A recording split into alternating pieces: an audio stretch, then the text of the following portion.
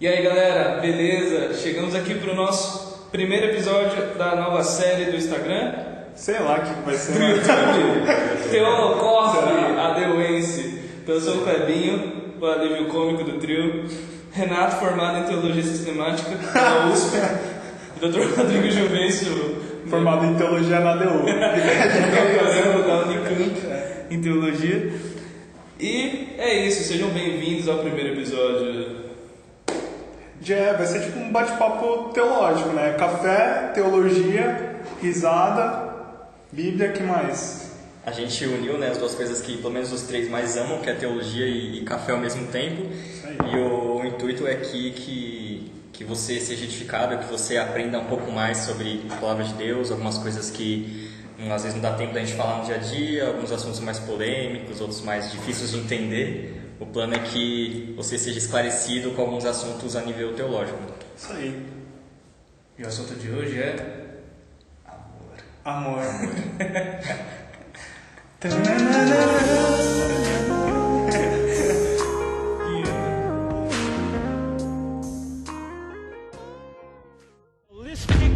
To do regular, set-aside, disciplined praying. I hate the devil. Deus não nos chamou apenas para viver uma vida religiosa.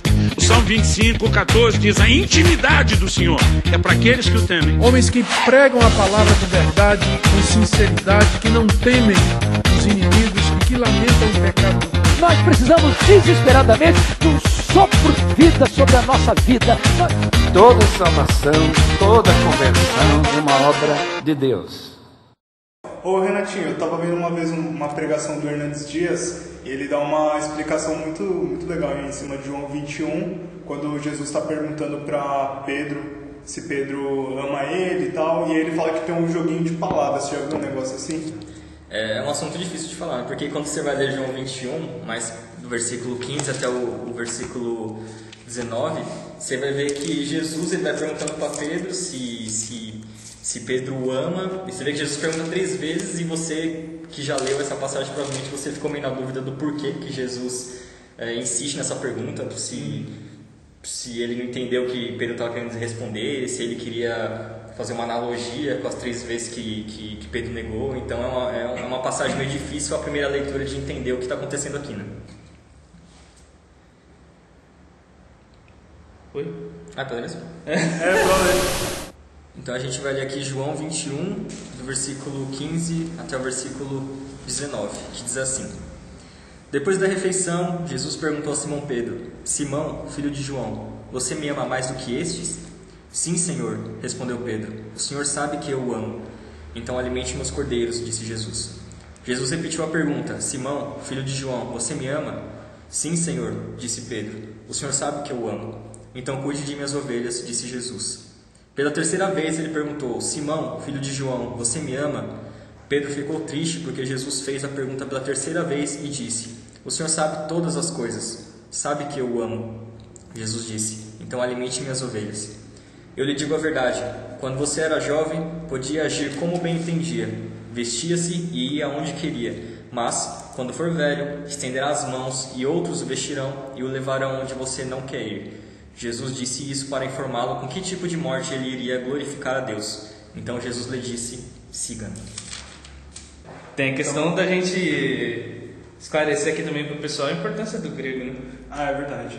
No português parece que não tem muita diferença, né? Jesus só vai perguntando: você me ama? Amo, Senhor.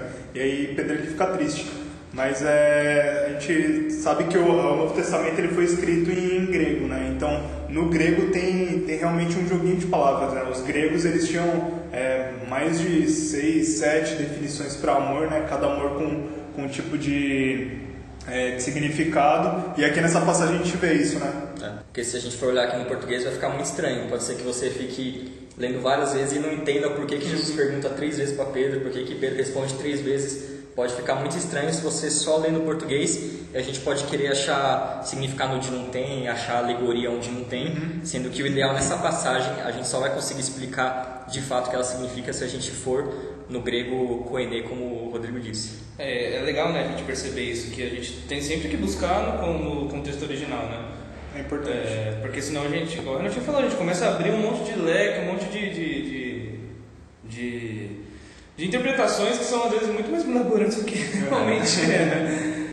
E só para dar uma introduzida no porquê que a gente precisa aqui entender o grego dessa passagem, só para dar uma introdução da história do grego, né? Então vocês sabem que a Bíblia o Novo Testamento foi escrito em grego koiné, e se você for pegar a história da língua em si, a gente vai ver que no período clássico da história da língua grega, que foi mais ou menos de 1000 a.C.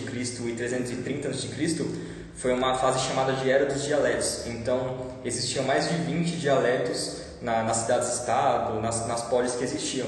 Então era impossível eles se comunicarem de maneira única entre eles, porque o dialeto não era só uma diferença de sotaque, era uma diferença de fato de significado de palavras. E então, se a gente for pegar os dialetos, a gente vai pegar o mais importante de todos eles, que é o chamado dialético ático-jônico. E por que ele é tão importante? Porque entre 500 e 300 a.C. foi o dialeto mais utilizado na literatura, na poesia grega, na filosofia grega. E quando Alexandre o Grande ele quer dominar o império, ele faz a helenização, que aí já é de 330 a.C. até 330 d.C.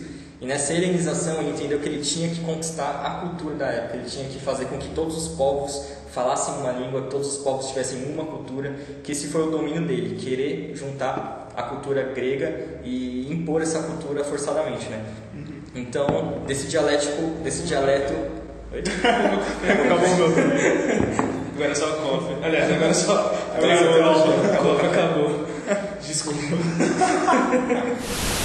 E desse dialeto ático-jônico foi o que surgiu, teve algumas mudanças. Então Alexandre o Grande ele impôs um novo dialeto em toda a cultura romana e grega da época, que foi o dialeto koiné. Então a Bíblia ela foi escrita dessa maneira porque era a língua franca, era a língua comum. Todos tinham que saber o grego koiné, todos tinham que saber esse dialeto, senão não conseguiria no dia a dia viver e se relacionar com outras pessoas. Da hora, tipo o nosso inglês. Tipo o inglês hoje.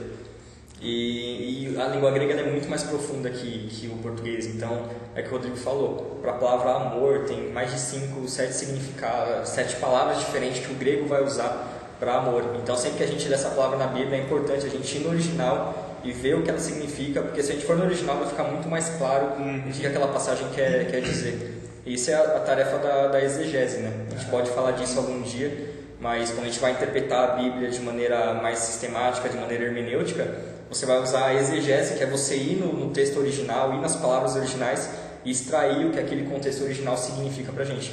E se a gente pegar essa passagem e fazer uma exegese dela do grego, é cabal. Você vai sair entendendo plenamente o que Cristo está querendo mostrar aqui. E o que Cristo está querendo mostrar aqui? A pergunta que não quer calar. E aí? Bom, o que Jesus quer mostrar aqui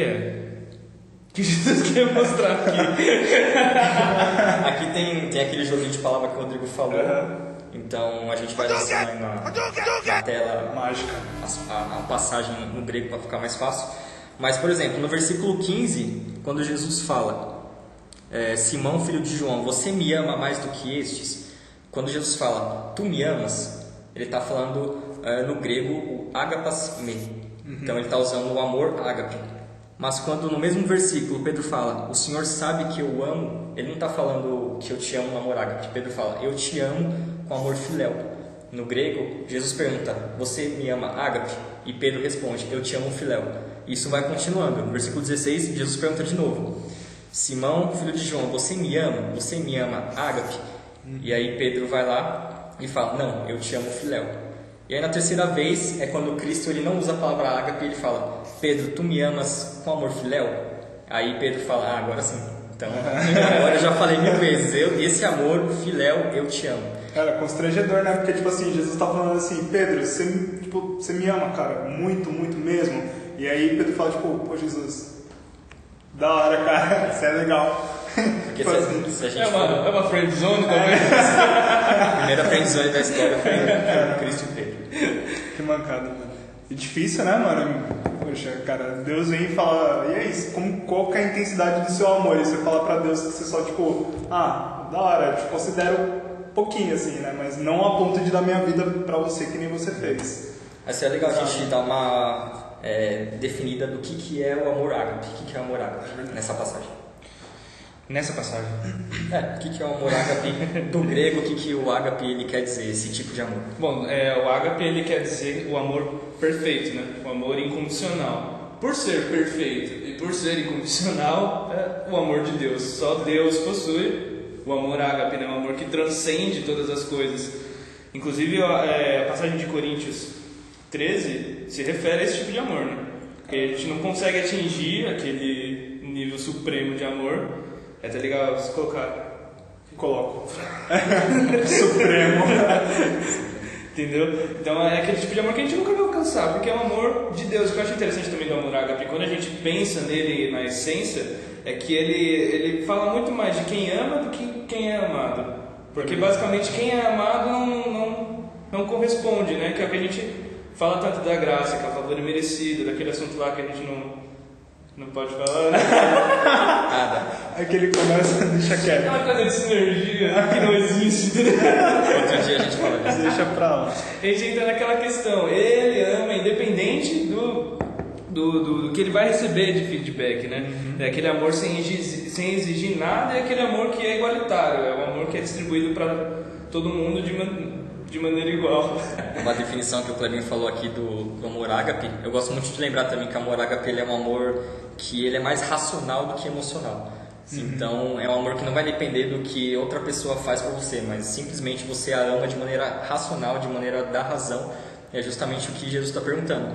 E no contexto aqui dessa passagem, mais pra frente a gente vai falar, mas o amor ágape aqui, uma boa definição também é o amor sacrificial. É um amor, quando a Bíblia relata o sacrifício de Cristo, ele normalmente usa a palavra amor ágape como um amor sacrificial, um amor de se entregar de maneira plena a Cristo. Mas assim, na prática, você acha que é possível um ser humano ter um pouco de amor ágape dentro dele? É difícil. É difícil porque, por um lado, a Bíblia nos manda amar ágape. Então, quando a Bíblia fala ame seus inimigos, ela está falando do amor ágape.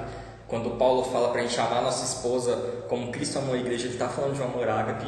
E em João 3, quando fala que o mundo, o ser humano amou as trevas, ele está falando de um amor ágape. Então é complexo, algumas vezes vai depender muito do contexto hermenêutico da passagem. Algumas vezes o amor ágape ele vai ficar parecido com o amor filéu, que é um amor que é possível aos homens. Em algum momento o amor ágape vai ser algo muito maior, que é somente o que Deus consegue ter pela humanidade. Tá, mas aqui nessa passagem, por exemplo, a gente está vendo que Pedro ainda não se sentia, digamos, preparado para um amor ágape, né? Que você falou, talvez não era esse amor sacrificial, mas ele acabou futuramente morrendo. É verdade. No nome de Cristo. Então, digamos que ele evoluiu do amor filéu para um amor ágape. Acho que o lance do amor ágape é muito difícil pra gente por quem nós somos, né? Nós somos pecadores, nós somos falhos, e pra gente ser tão benevolente ao ponto de exercer um amor ágape é muito difícil, né? Claro que aí Pedro, depois no final da história dele, conseguiu fazer isso por Cristo, mas quanto tempo de intimidade com Deus ele não teve para que toda a pecaminosidade dele fosse subjugada para poder ele querer morrer de ponta cabeça, né? Mas eu gosto muito de entender o amor ágape e filé nessa passagem, que se você for no grego, você vai entender o que Jesus quer dizer. Aqui Jesus ele está mostrando, a Bíblia está mostrando para a gente como Pedro ele amadureceu. Então, quando a gente vê Pedro antigamente, ele fala: Jesus, ainda que todos te abandonem, eu nunca vou te abandonar. E aí Falso. Aí Jesus morre, a primeira coisa que ele faz é tchau e volta a pescar. E ele fala: não, eu nunca vou te negar. E Pedro vai lá e nega 3 vezes. Outra passagem, por exemplo, que Pedro fala que ele está disposto a morrer por Cristo, mas chega lá na hora, Pedro nega Cristo. Então, quando a gente vê essa passagem que Jesus pergunta: Pedro, você me ama de maneira sacrificial? Você me ama muito mesmo? Pedro ele põe o pé no chão e fala: não, eu sempre falei que eu te amava muito, que eu estava disposto a qualquer coisa, mas eu te amo com amor filéu. Eu tenho uma afeição por você, eu gosto do Senhor, o Senhor é muito amigo meu, mas não passa disso. Eu te amo como um amigo e isso é o suficiente. Então, aqui mostra de fato a restauração de Pedro, né? Porque Pedro põe o pé no chão, mas Cristo depois, aqui no versículo 18, quando ele fala que mas eu te digo uma verdade. Apesar de você falar que você me ama só com amor filéu, eu vou provar que você tem amor ágape por mim. Porque um dia vão estender suas mãos, vão te vestir, vão te levar para onde você não queria. Então fala da prisão dele, quando fala que ele estenderá as mãos dele, é uma forma eufêmica para falar também a respeito da crucificação de Pedro, que segundo a história da igreja foi a forma que ele morreu. Então essa passagem, quando a gente olha no grego, a gente vê claramente Pedro amadureceu. Pedro parou de fazer promessa para Cristo, parou de querer achar que ele era todo poderoso, e ele põe o pé no chão e fala: Jesus, eu não te amo de maneira sacrificial, eu te amo como amigo, e é só isso. E é legal a gente observar que aqui, lógico, essa passagem está restringida a Pedro, né?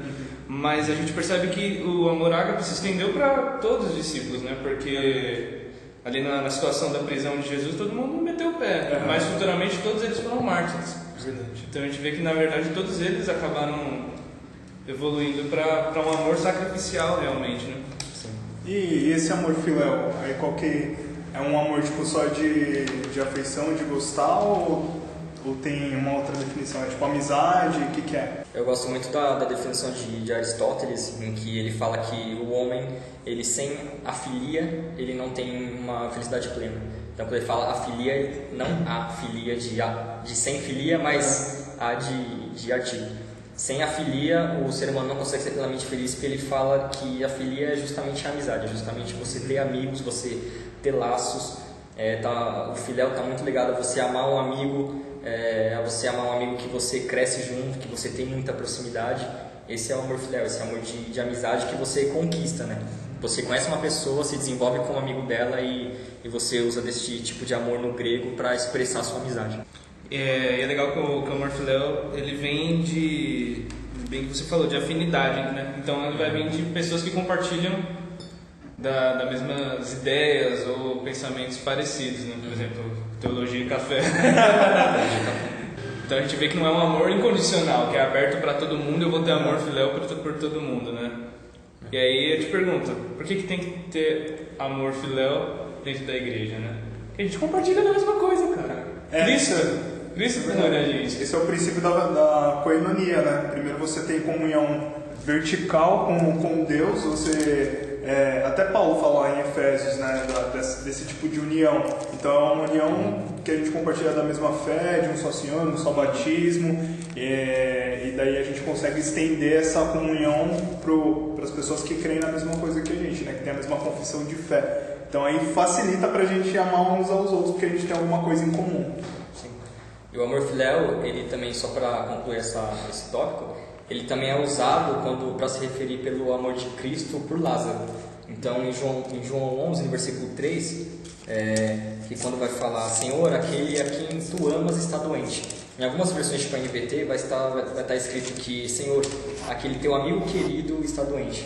Porque no grego, quando fala aquele que tu amas, ele está falando aquele que o Senhor ama com amor filéu. Então, está falando de um amor com Lázaro, muito amizade. Então, Cristo tinha uma amizade, um laço profundo de amizade com Lázaro, que só é com o tempo, é construído com o tempo. Então provavelmente Cristo era próximo, ele visitava a casa dele, era um amigo muito próximo de Cristo. Então quando fala que aquele que tu amas, no sentido filéu, está doente, está lembrando para Cristo como ele era amigo de Lázaro, como ele tinha esse laço de amizade. E a gente vê depois nos versículos, para eu achar que vai ser difícil, mas quando Jesus chora, que até as próprias pessoas que estavam em volta percebem e comentam, né? 36? Isso. Jesus chorou. Jesus chorou e em seguida ele fala, né? Então disseram os judeus, veja o quanto amava. E esse amavas no grego ele também vai usar o filéu. O povo vai reconhecer que, nossa, ele era amigo mesmo, eles eram muito amigos próximos porque eles expressavam esse amor de amizade, esse amor filéu. E quando João ele fala ao discípulo que o Senhor amava, é amor ágape ou é amor filéu? Ágape. O cara tinha uma bola cheia, né? Jesus me ama ágape. Da hora. E é legal, né? Porque tanto que João é o apóstolo do amor, né? Porque ele é o que mais vai ter referência nesse sentido, né? Importante conhecer e ir no grego dessa passagem de João 21, porque ela de fato mostra pra gente. Aqui Jesus não pergunta 3 vezes só porque ele está rebatendo as 3 vezes que Pedro nega. Ele não está só perguntando e querendo mostrar alguma coisa pra gente que está oculto no versículo. Não, ele está simplesmente mostrando Pedro que amadureceu, botou o pé no chão e falou: Jesus, eu não morro por ti. Toda vez que eu falei isso, eu me enganei. Se tiver que te negar, provavelmente eu vou te negar. Se tiver que negar para não morrer, provavelmente eu vou te negar, vou te abandonar, porque agora eu botei no pé no chão e eu não te amo ágape, te amo filéu, e é o que eu consigo. E aí Jesus depois prova para ele que ele ia morrer por amor a Cristo, iria se sacrificar por amor a Cristo. E aqui é só para mostrar que Pedro amadureceu. Se a gente pega no grego, a gente entende esse é o sentido desse texto. É o único sentido aplicável a nós. E só um parênteses, né? Tipo, a missão que Jesus tinha para Pedro não mudou por causa da pisada na bola que ele deu, né? Exatamente. Em todos os momentos, Jesus perguntou: você me ama, Ágape? Não, eu te amo, Filéu, mas apacenta as minhas ovelhas. Então a missão que Jesus tinha dado para Pedro, ela não mudou independente da pisada de bola. Então Deus não se engana quando Ele escolhe a gente, né? Ele vai aperfeiçoando a gente na nossa caminhada. Ainda que nós fomos infiel, Ele continua sendo fiel porque Ele não pode se negar, não pode negar si mesmo. Exatamente. Então, meu querido, vai no grego. Olha a informação que a gente consegue tirar de uma passagem com umas interpretações bem superficiais, né? Você é um grego? Grego coinã. Claro, é importante lembrar que você não precisa, por exemplo, saber grego para entender a plano da salvação, né? Você lê a Bíblia do jeito que está, você entende tudo o que Cristo quer mostrar. Mas se você quer ir a fundo, quer interpretar um texto mais de maneira fidedigna, aí tem que ser um exegeta para ir no grego e descobrir o que a Bíblia profundamente quer falar com a gente.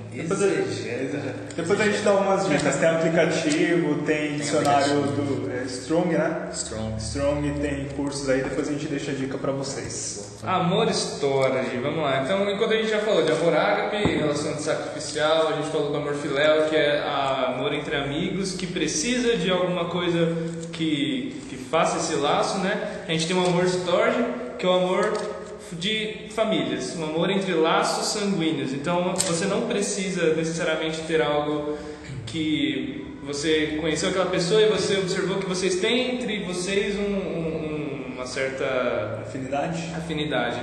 Você não escolhe, você nasceu, automaticamente você criou esse laço com essa pessoa. Estou falando de quê? Você com a sua mãe, você com o seu irmão, com o seu pai, com as pessoas da sua família, né? Então eu acho legal, enquanto eu estudava, eu achei a definição de tipo, o que você partilha com aquela pessoa são coisas internas. Então, tipo, por exemplo, você tem a mesma mentalidade que o seu pai ou sua mãe, ou digo de personalidade, né? São parecidos. Então são coisas muito mais internas, a gente não escolhe, a gente já nasce com isso dentro de nós. É um afeto natural, uma pessoa que tanto ela tem um laço com alguém familiar natural, quanto no contexto de algumas passagens que a gente vai ver, é aquela pessoa que também tem um afeto natural pelo próximo. Então uma pessoa que ela é amável, ela conversa com uma pessoa, ela tem afeição pelas pessoas, é uma pessoa respeitosa, uma pessoa que tem um caráter mais amável, um amor mais natural de dentro da pessoa. O Lewis ele até trata esse amor storge como uma afeição, que ele fala que o filéu é entre pessoas que elas têm alguma coisa em comum. Agora o storge é independente de se você tem alguma coisa em comum.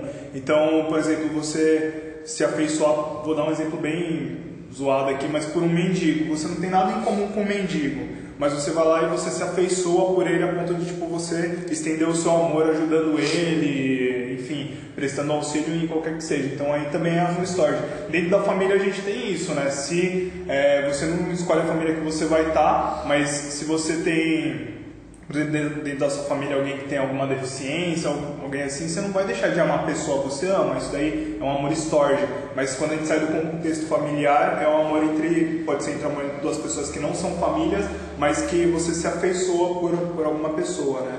Um exemplo que a gente pode ver, até meio pesado assim, eu acho, mas o amor storge é aquela história que a gente fala que a mãe ama o filho independente do que ele faça ou deixa de fazer, né? Então a gente vê até no jornal, o cara matou, sequestrou, deu tiro, a mãe fez meu filho, trabalhador. Esse é o amor storge, cara, que vai além. Na verdade, acho que o que mais se assemelha, talvez ao amor ágape, seja o amor storge. O Lewis ele até fala que o amor storge, vou até ler aqui, ele pode penetrar os outros amores e colori-los inteiramente, tornando-se o próprio meio em que eles operam dia a dia. Então ele está falando que o amor storge, ele realmente faz isso, né? Ele dá um match com os outros amores, né? Tanto o ágape quanto o filéu. Dificilmente ele está trabalhado de forma isolada, né? Mas ele é uma base que ele vai, aquela afeição que você tem independente das afinidades, né? Só para entrar aqui nas passagens, a gente não vai ter a palavra storge literalmente na Bíblia, a gente vai ter algumas derivações. Então, por exemplo, se a gente pega Romanos 12:10, Paulo ele vai falar para que a gente ame os nossos irmãos em Cristo com amor fraternal. E ele está falando o amor fraternal, ele usa uma palavra que é philostoros. Então ele pega o amor filéu e o amor storge e junta. Então ele fala, você tem que amar seus irmãos, tanto de amor filéu, no sentido de se aproximar e se unir deles, quanto de maneira natural. Amar por quê? Porque é seu irmão em Cristo, porque é a igreja, porque é seu próximo. Então o storge aqui entra no sentido, eu tenho que amar o Rodrigo, ainda que eu não me dê muito bem com ele, mas como a gente é membro do mesmo corpo, a gente é cristão, a gente é irmão, eu tenho que ter esse amor natural, esse laço natural de irmandade com ele. Então o amor storge é o amor que a gente sente, por exemplo, em caridade, em um evangelismo. Quando você se compadece de uma pessoa que está perdida sem conhecer ela. Uma afeição natural, né? Você é uma pessoa que consegue amar o próximo sem conhecer, sem saber quem é. É um amor que vem muito natural. Tanto é que em 2 Timóteo 3,3, a outra derivação de storge que tem, quando fala não terão afeição nem perdoarão. Está falando daquelas pessoas desafeiçoadas. No grego ele usa astorgos, então é astorgos, uma pessoa que não tem o storge. É uma pessoa sem afeto natural, uma pessoa que não ama o próximo, uma pessoa que vê o próximo e não consegue amá-lo, só consegue odiar, falar mal dele, só consegue tratar ele mal. Então é uma pessoa que não tem esse afeto, esse amor natural pelo próximo, né? Que seria uma boa definição na questão da caridade, do evangelismo, de você amar pessoas que você não conhece. Da hora. Bonito. Agora esse quarto amor, todo mundo já ouviu falar.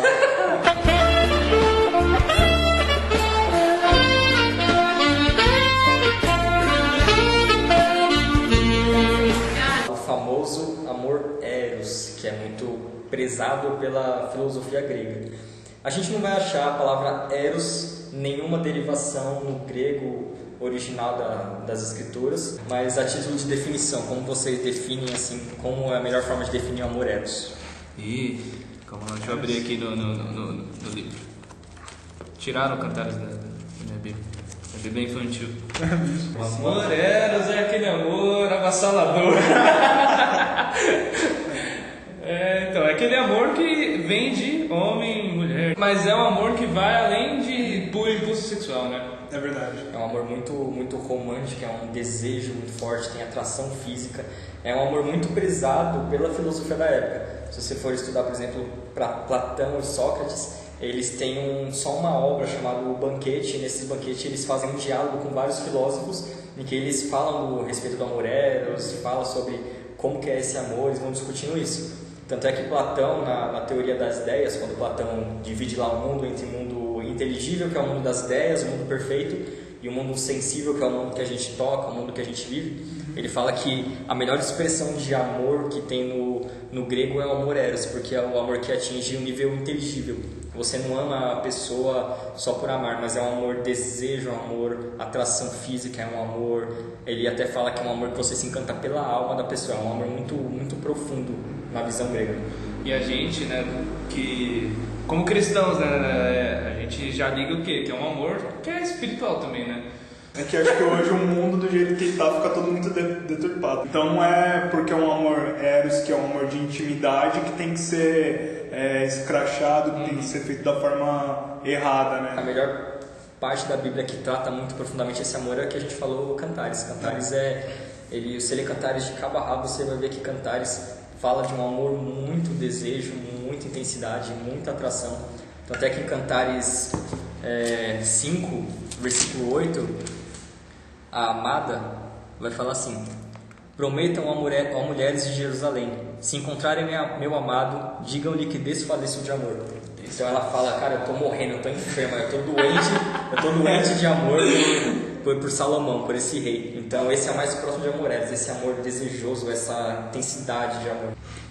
E é um amor, eu acho isso interessante a gente falar, né? Na verdade todos os outros são, né? Mas esse eu acho que é um pouco mais delicado nesse sentido, que é um amor que precisa ser cultivado, né? É um amor que vale a pena ser cultivado, porque, como eu falei, na filosofia grega, para os caras eros é o amor ideal, é o amor perfeito, imutável e eterno que você tem por uma atração física, sexual ou de relacionamento com uma pessoa, com seu cônjuge, por exemplo. E toma cuidado com Cantares, porque é legal a gente falar um pouco de Cantares, porque Cantares é um livro muito interessante que nada mais é do que um livro erótico dentro da Bíblia. Tem muita metáfora e tem que ler Cantares com uma boa Bíblia de estudo, senão você vai boiar, não vai entender absolutamente nada. Então, gente, esses são os principais amores que a gente tem no grego antigo, né, na época em que a igreja estava sendo formada. esses 4 amores, mas se você for ir atrás do grego é muito profundo. Então tem, por exemplo, o amor philautia, que é o amor próprio no sentido do egoísmo, tem o amor xenia, que tem a ver com generosidade, com hospitalidade, tem amor pragma, que é um amor amadurecido, então um casal que está casado há 50 anos, no grego ele ia falar que eles se amam com amor pragma. Tem o amor ludus, que é o amor que ocorre entre quem é adolescente está paquerando o outro, esses joguinhos de tentação, eles definem como amor ludus. Então, cara, se você der brecha, grego sabe de amor aí a torta e a direita. Então, biblicamente, a gente separou os 4 que são os mais importantes no contexto bíblico e nas passagens bíblicas. Então, para finalizar, a gente vai ler aqui uma passagem que está em 1 João, especificamente no versículo 19, mas antes, a partir do 7, pelo menos aqui na minha Bíblia, o título é Deus é amor. Aí, no 16, na parte B, vamos ler o 16 inteiro. Ele diz: e nós conhecemos e cremos no amor que Deus tem por nós. Deus é amor, e aquele que permanece no amor permanece em Deus e Deus nele.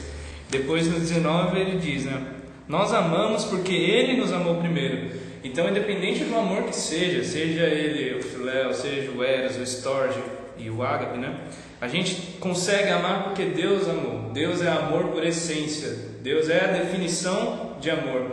Então, se a gente não consegue amar, é porque nós não temos Deus dentro de nós. Nós não estamos crendo, nós estamos nós não estamos andando com Ele da forma que devemos. O mandamento que Jesus deixou é baseado no amor. Ser cristão é ser amor. Então, quando nós conseguimos amar, é o sinal de que Deus está em nós. E quem ama sem Deus no coração, ama de forma bem deturpada, Então, quando a gente não entende o amor, não conhece o amor de Deus por nós, o amor que a gente ama, muitas vezes é um amor egoísta, é um amor manchado pelo pecado, Então, Deus nos ensina a essência do amor e a gente consegue amar da forma correta, tanto a Deus quanto todas as nossas relações pessoais. É legal no versículo 20 que ele diz também, se você não ama o seu irmão, que você consegue ver, não tem como você amar a Deus, que você não vê. Então é a base de tudo, tanto para amar a Deus quanto para amar o nosso irmão. Tudo vem dele, tudo é por ele, para ele são todas as coisas. Uau! É isso. Gente, valeu aí. Próximo Teolocoff a gente vai falar sobre E vai ter café, porque o café acabou. Vai ter café, porque o café acabou muito rápido hoje.